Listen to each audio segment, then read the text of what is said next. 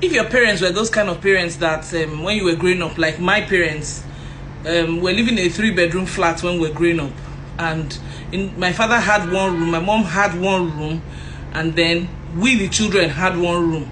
That was how we grew up. But along the line, as we were growing up, my parents had to start staying together in the same room. Then the other room was given to cousins that came. Then we the children, our room was also given to relatives. You know, they will come for one thing or the other, then they will start staying in our house. So our house, we grew up with so many people. We the children will now bring our phone to the sitting room and we will stay there. That was how it was happening until my father made money, and then we moved like that. Why am I telling you this story?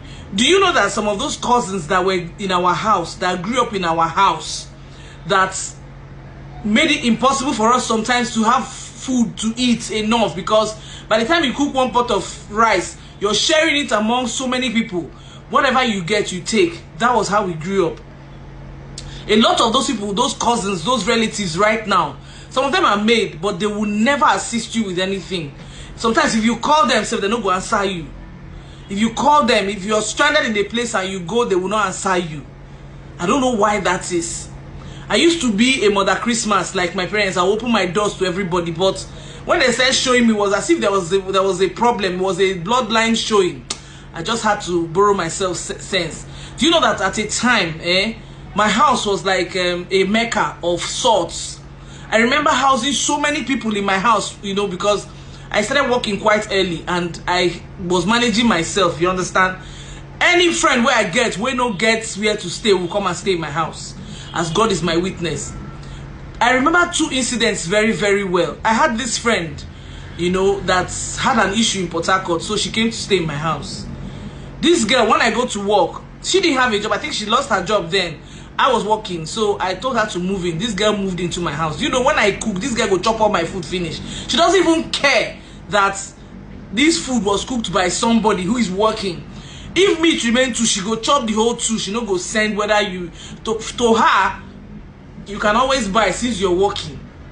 The day I tried to complain that this thing you're doing to me is not good, there was nothing this girl didn't say. She started crying. I said because she doesn't have a, oh God, why is life doing? I now became like the worst person on earth just because I complained that, oh girl, you dey finish the food where 2 people supposed to chop.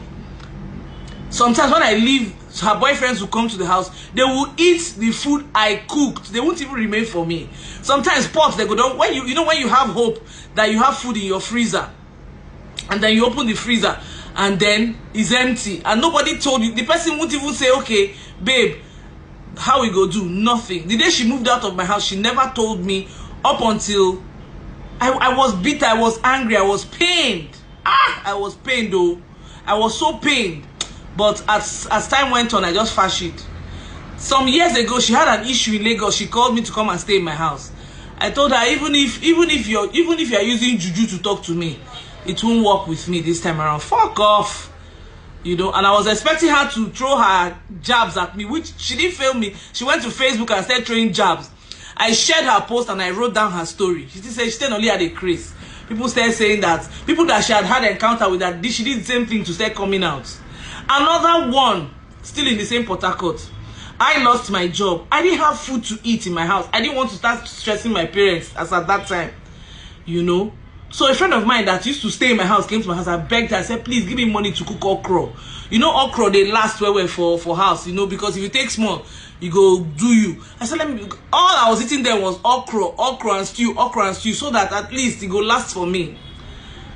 This witch came to my house. This was somebody that used to come to my house, eat, drink, how she wanted when I had a job. When I had a job, I remember one time she had rent issues when I was working in UBA. I helped this girl pay her rent. Me can't lose job. I can't call her, say, I beg.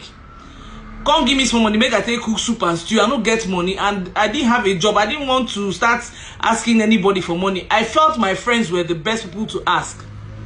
This girl came to my house. I was happy that she was going to give me money, true, because that was what I needed. Food. I needed food. This girl just came to my house. Do you know how much she dropped for me? Then she was working in a place that they were paying her. Guess how much she dropped for me? 500 naira. It's not big money. That time it's not big money now. 500 naira. Somebody I paid, I think I gave her 15,000 naira when she was looking for money to pay her. I think her rent that time was like 80k. I gave her 15k. This girl gave me 500 naira. I just looked at the money. I know what I did? I went and bought Coke, bought